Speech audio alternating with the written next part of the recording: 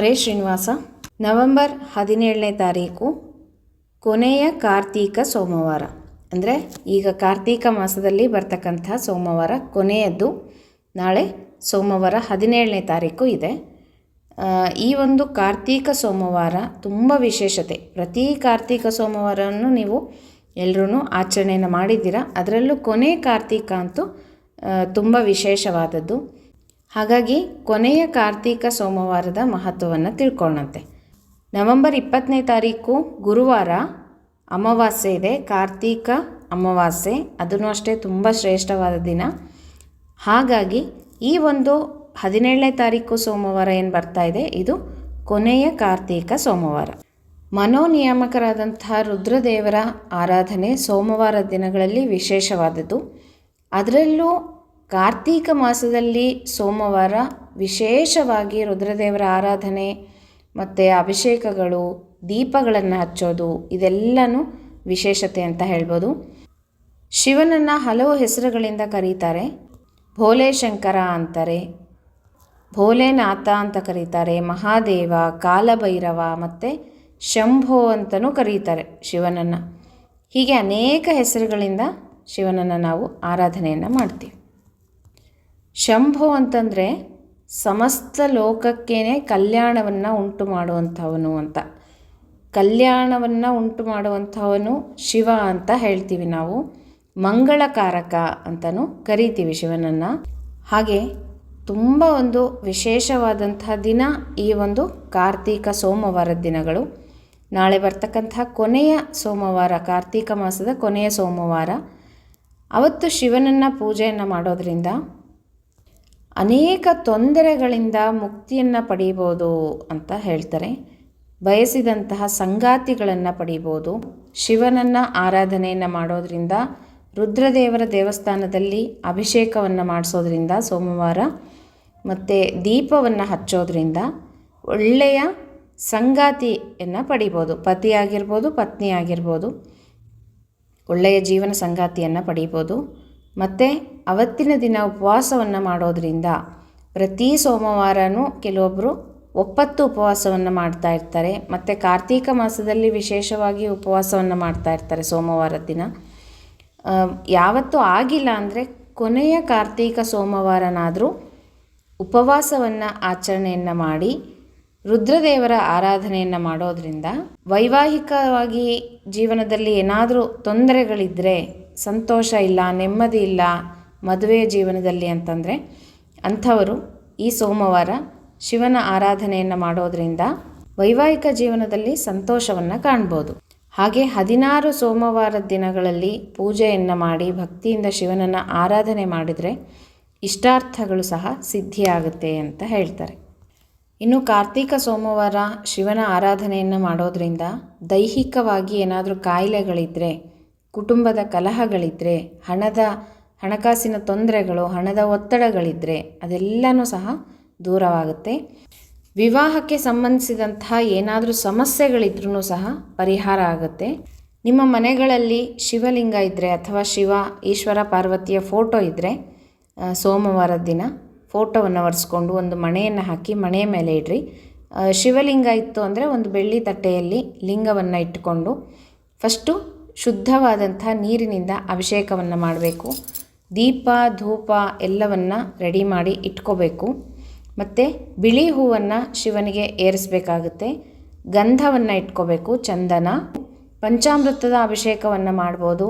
ವೀಳ್ಯದೆಲೆ, ಅಡಿಕೆ, ಹಣ್ಣು, ದಕ್ಷಿಣೆ ಸಮೇತ ತಾಂಬೂಲವನ್ನು ಇಟ್ಕೋಬೇಕು. ಬಿಲ್ವಪತ್ರೆಯನ್ನು ಇಟ್ಕೊಂಡು ಪೂಜೆಯನ್ನು ಮಾಡ್ಬೋದು. ಮತ್ತು ನಾನಾ ರೀತಿಯಾದಂತಹ ಹೂವುಗಳನ್ನು ಇಟ್ಕೊಂಡು, ಪರಿಮಳಭರಿತವಾದಂಥ ಹೂವುಗಳನ್ನು ಇಟ್ಕೊಂಡು ಪೂಜೆಯನ್ನು ಮಾಡ್ಬೋದು. ಆದಷ್ಟು ಲಿಂಗ ಪೂಜೆಯನ್ನು ಮಾಡೋರು ಗಂಡಸರು ಮಾಡಿದ್ರೆ ಉತ್ತಮ. ಫೋಟೋ ಪೂಜೆಯನ್ನು ಹೆಣ್ಣು ಮಕ್ಕಳು ಮಾಡ್ಕೋಬೋದು. ಇಲ್ಲ ಹೆಣ್ಮಕ್ಳು ಸಹ ನಮ್ಮ ಮನೆಯಲ್ಲಿ ಪೂಜೆಗಳನ್ನು ಮಾಡ್ತಾರೆ ಲಿಂಗ ಪೂಜೆಯನ್ನು ಅಂದರೆ ಅದು ನಿಮಗೆ ಬಿಟ್ಟಿದ್ದು, ನಿಮ್ಮ ಮನೆಯ ಸಂಪ್ರದಾಯಕ್ಕೆ ಬಿಟ್ಟಿದ್ದು.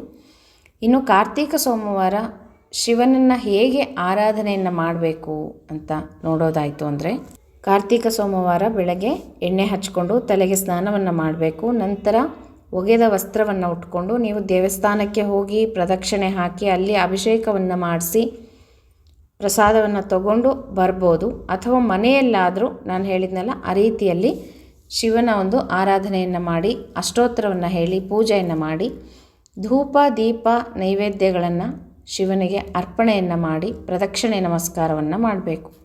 ಇನ್ನು ಅಭಿಷೇಕಕ್ಕೆ ಹಸುವಿನ ಹಾಲು, ಹಸಿ ಹಾಲನ್ನೇ ಬಳಸಬೇಕು. ಎಂಜಲು ಮಾಡಿರೋದು, ಕಾಯಿಸಿರೋ ಹಾಲು ಪೂಜೆಗೆ ಬರೋದಿಲ್ಲ. ಈ ರೀತಿಯಾಗಿ ಶಿವನ ಪೂಜೆಯನ್ನು ಕಾರ್ತೀಕ ಸೋಮವಾರದ ದಿವಸ, ಕೊನೆಯ ಸೋಮವಾರ ದಿವಸ ತಪ್ಪದೆ ಎಲ್ಲರೂ ಮಾಡ್ಕೊಳ್ರಿ. ಮತ್ತು ರುದ್ರದೇವರ ಬತ್ತಿಯನ್ನು ಹಚ್ಚಿಡ್ರಿ. ಬೆಳಗ್ಗೆನಾದರೂ ಹಚ್ಬೋದು ಅಥವಾ ಸಂಜೆ ಹಚ್ಬೋದು, ಮನೆಯಲ್ಲೂ ಹಚ್ಬೋದು, ರುದ್ರದೇವರ ದೇವಸ್ಥಾನಕ್ಕೆ ಹೋಗಿ ಸಹ ಹಚ್ಚಿ ಬರ್ಬೋದು. ಈ ರೀತಿಯಾಗಿ ಕಾರ್ತೀಕ ಸೋಮವಾರ ಪೂಜೆಯನ್ನು, ಶಿವನ ಪೂಜೆಯನ್ನು ಮಾಡೋದರಿಂದ ಕೌಟುಂಬಿಕ ಸಮಸ್ಯೆಗಳು ಪರಿಹಾರ ಆಗುತ್ತೆ. ಮಾನಸಿಕವಾಗಿ ನೆಮ್ಮದಿಯನ್ನು ಕಾಣ್ಬೋದು, ಆರ್ಥಿಕವಾಗಿ ಲಾಭವನ್ನು ಕಾಣ್ಬೋದು, ಮತ್ತು ಸಮಾಜದಲ್ಲಿ ಉನ್ನತವಾದಂತಹ ಸ್ಥಾನಕ್ಕೆ ನೀವು ಹೋಗ್ಬೋದು. ಸಂತಾನ ಭಾಗ್ಯವನ್ನು ಪಡಿಬೋದು, ಆರೋಗ್ಯದ ಲಾಭವನ್ನು ಸಹ ಈ ಒಂದು ಪೂಜೆಯಿಂದ ಪಡಿಬೋದು. ಯಾರಿಗಾದರೂ ಉದ್ಯೋಗದಲ್ಲಿ ತೊಂದರೆಗಳಿತ್ತು, ಮದುವೆಗಳಾಗ್ತಾ ಇಲ್ಲ ಅಂತಂದರೆ ಶಿವನ ದೇವಸ್ಥಾನದಲ್ಲಿ 11 ಸೋಮವಾರ ರುದ್ರದೇವರಿಗೆ ರುದ್ರಾಭಿಷೇಕವನ್ನು ಮಾಡಿಸ್ರಿ. ಮತ್ತು ಆ ಪ್ರಸಾದವನ್ನು ತಗೋಬೇಕು. ಹಾಗೆಯೇ 1 kg ತೊಗರಿಬೇಳೆಯನ್ನು ದಾನವಾಗಿ ಕೊಡಬೇಕು. ಇದರಿಂದ ಆದಷ್ಟು ಬೇಗ ಕಂಕಣ ಭಾಗ್ಯ ಕೂಡಿ ಬರುತ್ತೆ ಅಂತ ಹೇಳ್ತಾರೆ. ಇನ್ನು ಕೊನೆಯ ಕಾರ್ತೀಕ ಸೋಮವಾರ ಪ್ರದೋಷ ಇದೆ, ಪ್ರದೋಷ ಪೂಜೆ ಇದೆ. ಅದನ್ನು ಹೇಗೆ ಮಾಡ್ಕೊಳ್ಳೋದು ಅಂತ ಈಗ ಸಿಂಪಲ್ಲಾಗಿ ನಿಮಗೆ ತಿಳಿಸ್ಕೊಡ್ತೀನಿ. ಪ್ರದೋಷ ಅಂತಂದರೆ ಏನು, ಯಾಕೆ ಈ ಪೂಜೆಯನ್ನು ಮಾಡಲಾಗುತ್ತೆ ಅಂತ ಈ ವಿಡಿಯೋದಲ್ಲಿ ತಿಳಿಸ್ಕೊಡ್ತೀನಿ ಸ್ನೇಹಿತರೆ. ಪ್ರದೋಷ ವ್ರತ ತಿಂಗಳಿಗೆ 2 ಸಲ ಬರುತ್ತೆ. ಶುಕ್ಲ ಪಕ್ಷದ ಪ್ರದೋಷ ಮತ್ತು ಕೃಷ್ಣ ಪಕ್ಷದಲ್ಲಿ ಬರ್ತಕ್ಕಂಥ ಪ್ರದೋಷ. ಅದರಲ್ಲೂ ಕೃಷ್ಣ ಪಕ್ಷದಲ್ಲಿ ಬರ್ತಕ್ಕಂಥ ಪ್ರದೋಷ ತುಂಬ ಶ್ರೇಷ್ಠವಾದದ್ದು. ಹಾಗಾಗಿ ಪ್ರದೋಷ ಕಾಲ ಅಂತಂದರೆ ಏನು, ಪ್ರದೋಷ ವ್ರತದ ಮಹತ್ವ ಏನು, ಇದೆಲ್ಲನೂ ಈ ವಿಡಿಯೋದಲ್ಲಿ ನಿಮಗೆ ತಿಳಿಸ್ಕೊಡ್ತೀನಿ ಸ್ನೇಹಿತರೆ. ಈ ಒಂದು ಪ್ರದೋಷ ವ್ರತವನ್ನು ತ್ರಯೋದಶಿ ವ್ರತ ಅಂತಲೂ ಕರೀತಾರೆ. ಈ ಒಂದು ಪ್ರದೋಷ ಪೂಜೆಯನ್ನು ಮಾಡೋದ್ರಿಂದ ವ್ಯಕ್ತಿಗೆ ಉತ್ತಮವಾದಂತಹ ಆರೋಗ್ಯ ಬರುತ್ತೆ, ದೀರ್ಘ ಆಯುಷ್ಯ ಬರುತ್ತೆ ಅಂತ ಪುರಾಣಗಳು ತಿಳಿಸ್ತವೆ. ಪ್ರದೋಷ ಕಾಲ ಅಂತಂದರೆ ಯಾವ ಸಮಯ ಅಂತಂದರೆ ಸೂರ್ಯ ಮುಳುಗುವಂತಹ ಹೊತ್ತಿನಲ್ಲಿ ಪೂಜೆಯನ್ನು ಮಾಡೋದು. ಸಂಜೆ 5:30ರಿಂದ ಪೂಜೆಯನ್ನು ಶುರು ಮಾಡಿ ರಾತ್ರಿ 7-7:30 ತನಕನೂ ಪೂಜೆಯನ್ನು ಮಾಡ್ಬೋದು. ಈ ಒಂದು ಪ್ರದೋಷ ಸಮಯದಲ್ಲಿ ಮಾಡ್ತಕ್ಕಂಥ ಪೂಜೆ ತುಂಬ ವಿಶೇಷ ಫಲವನ್ನು ನಿಮಗೆ ಕೊಡುತ್ತೆ ಸ್ನೇಹಿತರೆ. ಬೆಳಗ್ಗೆಯಿಂದ ಉಪವಾಸ ಇರಬೇಕು. ಈ ಸಲ ಸೋಮ ಪ್ರದೋಷ ಬಂದಿದೆ, ತುಂಬ ವಿಶೇಷವಾದ ದಿನ. ಕಾರ್ತೀಕ ಸೋಮವಾರ ಪ್ರದೋಷ ಪೂಜೆ ಅತ್ಯಂತ ಒಂದು ಶುಭವನ್ನು ತಂದುಕೊಡುತ್ತೆ. ನಿಮ್ಮ ಎಲ್ಲ ಇಷ್ಟಾರ್ಥಗಳು ಸಿದ್ಧಿಯಾಗುತ್ತೆ. ಯಾರ್ಯಾರು ಪ್ರದೋಷ ಪೂಜೆಗಳನ್ನು ಮಾಡ್ತಾ ಬರ್ತಾ ಇದ್ದೀರೋ ಅಂಥವರು ಸೋಮ ಪ್ರದೋಷ, ನಾಳೆ ಕಾರ್ತೀಕ ಸೋಮವಾರ ಇದೆ, ದಯವಿಟ್ಟು ಎಲ್ಲರೂ ಆಚರಣೆಯನ್ನು ಮಾಡಿರಿ ಅಂತ ಹೇಳ್ತೀನಿ. ಬೆಳಗ್ಗೆಯಿಂದ ಉಪವಾಸ ಇದ್ದು ಬೆಳಗ್ಗೆ ತಲೆ ಸ್ನಾನವನ್ನು ಮಾಡಬೇಕು, ಮತ್ತು ಸಂಜೆ ಮೈ ಮೇಲೆ ಸ್ನಾನವನ್ನು ಮಾಡಿ ಶಿವನ ಆರಾಧನೆಯನ್ನು ಮಾಡಬೇಕು. ಈ ಒಂದು ಪ್ರದೋಷ ಸಮಯದಲ್ಲಿ ಕೈಲಾಸದಲ್ಲಿ ಶಿವ ನೃತ್ಯವನ್ನು ಮಾಡ್ತಾ ಇರ್ತಾನೆ ಅಂತ ಹೇಳಲಾಗುತ್ತೆ. ಹಾಗಾಗಿ ಆ ಸಮಯದಲ್ಲಿ ಮಾಡ್ತಕ್ಕಂಥ ಪೂಜೆ ಅತ್ಯಂತ ಫಲವನ್ನು ಕೊಡುತ್ತೆ. ಇನ್ನು ಪ್ರದೋಷದ ದಿನಗಳು ಬೇರೆ ಬೇರೆ ವಾರಗಳಲ್ಲೂ ಸಹ ಬರುತ್ತೆ. ಭಾನುವಾರ ಏನಾದರೂ ಪ್ರದೋಷ ವ್ರತ ಬಂತಂದರೆ ರವಿ ಪ್ರದೋಷ ಅಂತ ಕರೀತಾರೆ. ಭಾನುವಾರ ಪ್ರದೋಷ ಬಂದರೆ ಆ ಸಮಯದಲ್ಲಿ ಪೂಜೆಯನ್ನು ಮಾಡಿದರೆ ಅಂಥ ವ್ಯಕ್ತಿ ದೀರ್ಘಾಯುಷ್ಯವನ್ನು ಪಡಿಬೋದು ಮತ್ತು ಉತ್ತಮ ಆರೋಗ್ಯವನ್ನು ಪಡಿಬೋದು ಅಂತ ಹೇಳಲಾಗುತ್ತೆ. ಸೋಮ ಪ್ರದೋಷ ವ್ರತವನ್ನು ಆಚರಣೆಯನ್ನು ಮಾಡಿದ್ರೆ, ಸೋಮವಾರದ ದಿವಸ ಪ್ರದೋಷ ಬಂದಾಗ ಪ್ರದೋಷ ಸಮಯದಲ್ಲಿ ಶಿವನನ್ನು ಆರಾಧನೆಯನ್ನು ಮಾಡಿದ್ರೆ ಆ ವ್ಯಕ್ತಿಯ ಎಲ್ಲ ಆಸೆ ಆಕಾಂಕ್ಷೆಗಳು ಈಡೇರುತ್ತೆ ಅಂತ ಹೇಳಲಾಗುತ್ತೆ. ಇನ್ನು ಪ್ರದೋಷ ವ್ರತ ಮಂಗಳವಾರ ಬಂದರೆ ಭೌಮವಾರ ಅಂತ ಕರಿತೀವಿ, ಭೌಮ ಪ್ರದೋಷ ಅಂತ ಕರೀತಾರೆ. ಈ ದಿವಸ ಏನಾದರೂ ಪ್ರದೋಷ ವ್ರತ ಬಂದರೆ ಉಪವಾಸವನ್ನು ಇದ್ದು ಆಚರಣೆಯನ್ನು ಮಾಡೋದರಿಂದ ರೋಗಗಳಿಂದ ಮುಕ್ತಿಯನ್ನು ಪಡಿಬೋದು. ಇನ್ನು ಬುಧವಾರ ಏನಾದರೂ ಪ್ರದೋಷ ವ್ರತ ಬಂದರೆ ಇಷ್ಟಾರ್ಥಗಳೆಲ್ಲನೂ ಸಿದ್ಧಿಯಾಗುತ್ತೆ ಅಂತ ಹೇಳ್ತಾರೆ. ಕೆಲವೊಮ್ಮೆ ಗುರುವಾರ ಕೂಡ ಪ್ರದೋಷ ವ್ರತ ಬರುತ್ತೆ. ಅಂಥ ವೇಳೆಯಲ್ಲಿ ಗುರುವಾರದ ದಿವಸ ಪ್ರದೋಷ ಪೂಜೆಯನ್ನು ಮಾಡೋದರಿಂದ ಶತ್ರುಗಳು ನಾಶ ಆಗ್ತಾರೆ ಅಂತ ಹೇಳಲಾಗುತ್ತೆ. ಶುಕ್ರವಾರ ಏನಾದರೂ ಪ್ರದೋಷ ಪೂಜೆ ಬಂತು ಅಂತಂದರೆ ಜೀವನದಲ್ಲಿ ಅದೃಷ್ಟ ವೃದ್ಧಿಯಾಗುತ್ತೆ, ದಾಂಪತ್ಯ ಜೀವನದಲ್ಲಿ ಸುಖ ಶಾಂತಿ ನೆಮ್ಮದಿಯನ್ನು ಕಾಣ್ಬೋದು. ಮತ್ತು ಶನಿವಾರ ಪ್ರದೋಷ ಬಂದಾಗ ಶನಿ ಪ್ರದೋಷ ಅಂತ ಕರೀತಾರೆ. ಆ ದಿವಸ ಉಪವಾಸವನ್ನು ಇದ್ದು ಸಂಜೆ ಸೂರ್ಯಾಸ್ತದ ಸಮಯದಲ್ಲಿ ಶಿವನ ಆರಾಧನೆಯನ್ನು ಮಾಡೋದರಿಂದ ಸಂತಾನವನ್ನು ಪಡೀಬೋದು. ಸಂತಾನ ಭಾಗ್ಯಕ್ಕಾಗಿ ಈ ಪೂಜೆಯನ್ನು ಮಾಡ್ಬೋದು. ಮತ್ತು ಬೇರೆಯವ್ರಿಗೋಸ್ಕರನೂ ಅವರ ಆಸೆ ಆಕಾಂಕ್ಷೆಗಳನ್ನು ನೀವು ಮನಸ್ಸಿನಲ್ಲಿ ಇಟ್ಟುಕೊಂಡು ಬೇರೆಯವರು ಪೂಜೆಯನ್ನು ಮಾಡಿದ್ರೂ ಸಹ ಒಂದು ಫಲವನ್ನು ಪಡಿಬೋದು ಅಂತ ಹೇಳಲಾಗತ್ತೆ. ಪುರಾಣಗಳ ಪ್ರಕಾರ ಒಂದು ಪ್ರದೋಷ ಪೂಜೆಯನ್ನು ಮಾಡಿದ್ರೆ 2 ಹಸುಗಳ ದಾನ ಮಾಡಿದಷ್ಟು ಫಲ ಸಿಗುತ್ತೆ ಅಂತ. ಅಂದರೆ 2 ಗೋದಾನ ಮಾಡಿದಷ್ಟು ಫಲ ಸಿಗುತ್ತೆ. ಉಪವಾಸದ ಮಹತ್ವವನ್ನು ವೇದಗಳು ತುಂಬ ತಿಳಿಸಿದೆ. ಅದರಲ್ಲೂ ಇಂಥ ವಿಶೇಷವಾದ ದಿನಗಳಲ್ಲಿ ಉಪವಾಸವನ್ನು ಆಚರಣೆ ಮಾಡಿ ಶಿವನ ಅಥವಾ ದೇವತೆಗಳ ಆರಾಧನೆಯನ್ನು ಮಾಡೋದರಿಂದ ಸಕಲ ಐಶ್ವರ್ಯ ಸಂಪತ್ತು ಎಲ್ಲವನ್ನು ಸಹ ನೀವು ಪಡಿಬೋದು ಸ್ನೇಹಿತರೆ.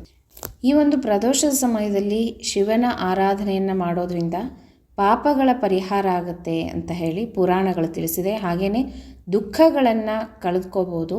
ಈ ವ್ರತದ ಮಹತ್ವ ತುಂಬ ಇದೆ. ಶಿವನ ಆರಾಧನೆಯನ್ನು ಪ್ರದೋಷ ಕಾಲದಲ್ಲಿ ಮಾಡೋದರಿಂದ ವಿಶೇಷವಾದ ಫಲವನ್ನು ನೀವು ಪಡಿಬೋದು. ಮುಂಚೆ ಹೇಳಿರೋ ಹಾಗೆ ಶಿವನ ಫೋಟೋ ಇದ್ದರೆ ಫೋಟೋ ಇಟ್ಕೊಂಡು ಪೂಜೆಯನ್ನು ಮಾಡ್ಬೋದು. ಶಿವನ ಲಿಂಗ ಇತ್ತು ಅಂತಂದರೆ ಸ್ಫಟಿಕದ್ದು, ಬೆಳ್ಳಿಯದ್ದು ಯಾವುದಾದ್ರೂ ಆಗಿರಲಿ, ಕಂಚಿನದ್ದು ಯಾವುದಿದ್ರೂ ಪರವಾಗಿಲ್ಲ, ಇಟ್ಕೊಂಡು ಹಸಿ ಹಾಲು ಇಟ್ಕೋಬೇಕು. ಪಂಚಾಮೃತ ಅಭಿಷೇಕವನ್ನು ಮಾಡ್ಬೋದು ಮತ್ತು ಹಾಲಿನ ಅಭಿಷೇಕವನ್ನು ಸಹ ಮಾಡ್ಬೋದು. ಪಂಚಾಮೃತ ಅಭಿಷೇಕವನ್ನು ಮಾಡಿದ್ರೆ ಸಂಪತ್ತನ್ನು ಕೊಡ್ತಾನಂತೆ ಶಿವ. ಮತ್ತು ತುಪ್ಪದ ಅಭಿಷೇಕ ಮೋಕ್ಷವನ್ನು ಕೊಡ್ತಾನೆ. ಹಾಲಿನ ಅಭಿಷೇಕದಿಂದ ದೀರ್ಘಾಯುಷ್ಯನ್ನು ಕೊಡ್ತಾನೆ. ಮೊಸರು ಅಭಿಷೇಕ ಮಾಡೋದರಿಂದ ಮಕ್ಕಳ ಭಾಗ್ಯ, ಸಂತಾನ ಭಾಗ್ಯವನ್ನು ಕೊಡ್ತಾನೆ. ಜೇನುತುಪ್ಪದ ಅಭಿಷೇಕವನ್ನು ಮಾಡೋದರಿಂದ ಉತ್ತಮ ಧ್ವನಿಯನ್ನು ಕೊಡ್ತಾನೆ. ಮತ್ತು ಕಬ್ಬಿನ ರಸದಿಂದ ಅಭಿಷೇಕ ಮಾಡಿದರೆ ಆರೋಗ್ಯ ಭಾಗ್ಯವನ್ನು ನಾವು ಪಡಿಬೋದು. ಮತ್ತು ಎಳನೀರಿನಿಂದ ಅಭಿಷೇಕ ಮಾಡಿದರೆ ಸಂತೋಷವಾದಂತಹ ಜೀವನ ಆನಂದವನ್ನು ಕೊಡ್ತಾನೆ. ಇನ್ನು ಗಂಧವನ್ನು ಹಚ್ಚೋದ್ರಿಂದ ಲಕ್ಷ್ಮೀ ಕಟಾಕ್ಷ ನಮಗೆ ಆಗುತ್ತೆ, ಶತ್ರುಗಳ ನಾಶನೂ ಸಹ ಆಗುತ್ತೆ. ಇಷ್ಟೆಲ್ಲ ಮಹತ್ವ ಒಂದು ಅಭಿಷೇಕದಲ್ಲಿ ಇದೆ. ಹಾಗಾಗಿ ರುದ್ರದೇವರಿಗೆ ರುದ್ರಾಭಿಷೇಕ ತುಂಬ ಶ್ರೇಷ್ಠವಾದದ್ದು. ಶಿವ ಅಭಿಷೇಕ ಪ್ರಿಯ ಅಂತ ಹೇಳ್ತೀವಿ. ಮತ್ತು ವಿಷ್ಣು ಅಲಂಕಾರ ಪ್ರಿಯ. ಹಾಗಾಗಿ ಶಿವನಿಗೆ ಅಭಿಷೇಕ ತುಂಬ ಶ್ರೇಷ್ಠವಾದದ್ದು. ಎಂಥದ್ದೇ ಕಷ್ಟ ಕಾರ್ಪಣ್ಯ ಇದ್ರೂ ಒಂದು ರುದ್ರಾಭಿಷೇಕದಿಂದ ಎಲ್ಲನೂ ಪರಿಹಾರ ಆಗುತ್ತೆ. ಹಾಗಾಗಿ ಪ್ರದೋಷ ಸಮಯದಲ್ಲಿ ನಾಳೆ ಬರ್ತಕ್ಕಂಥ ಸೋಮವಾರ ಕಾರ್ತೀಕ ಕಡೆಯ ಸೋಮವಾರ ಪ್ರದೋಷ ಬಂದಿದೆ. ಹಾಗಾಗಿ ಸಂಜೆ 5:30 ಎಲ್ಲನೂ ಅನುಕೂಲ ಮಾಡಿಟ್ಕೊಂಡು ಬೆಳಗ್ಗೆಯಿಂದ ಉಪವಾಸ ಇದ್ದು ಸಂಜೆ ಪ್ರದೋಷ ಸಮಯದಲ್ಲಿ ರುದ್ರದೇವರ ಆರಾಧನೆಯನ್ನು ಮಾಡಿರಿ. ದೀಪ ಧೂಪ ನೈವೇದ್ಯದಿಂದ ದೇವರಿಗೆ ಅರ್ಚನೆಯನ್ನು ಮಾಡಿರಿ. ಬಿಲ್ವಾರ್ಚನೆ ಪುಷ್ಪಾರ್ಚನೆಯನ್ನು ಮಾಡಿ ನಂತರ ದೀಪಗಳನ್ನು ಹಚ್ಚಿಟ್ಟು, ಕಾರ್ತಿಕ ಸೋಮವಾರ ವಿಶೇಷತೆ ದೀಪಗಳನ್ನು ಹಚ್ಚೋದು. ಹೀಗೆ ಪೂಜೆಯನ್ನು ಮಾಡಿಕೊಂಡು ಏನಾದರೂ ಒಂದು ಸಿಹಿ ಭಕ್ಷ್ಯವನ್ನು ಮಾಡಿ ನೈವೇದ್ಯ ಮಾಡಿ ನಂತರ ನೀವು ಊಟವನ್ನು ಮಾಡ್ಬೋದು ಅಥವಾ ಫಲಹಾರವನ್ನು ಸಹ ಸ್ವೀಕಾರ ಮಾಡ್ಬೋದು. ಈ ರೀತಿಯಾಗಿ ಒಂದು ಪ್ರದೋಷ ಸಮಯದಲ್ಲಿ ಮಾಡ್ತಕ್ಕಂಥ ಪೂಜೆ ವಿಶೇಷ ಫಲವನ್ನು ಕೊಡುತ್ತೆ. ಎಲ್ಲರೂ ತಪ್ಪದೆ ಮಾಡಿಕೊಳ್ಳ್ರಿ. ಮತ್ತು ಮುಂದಿನ ವಿಡಿಯೋ ಒಟ್ಟಿಗೆ ಸಿಗ್ತೀನಿ ಸ್ನೇಹಿತರೆ. ಹರೇ ಶ್ರೀನಿವಾಸ.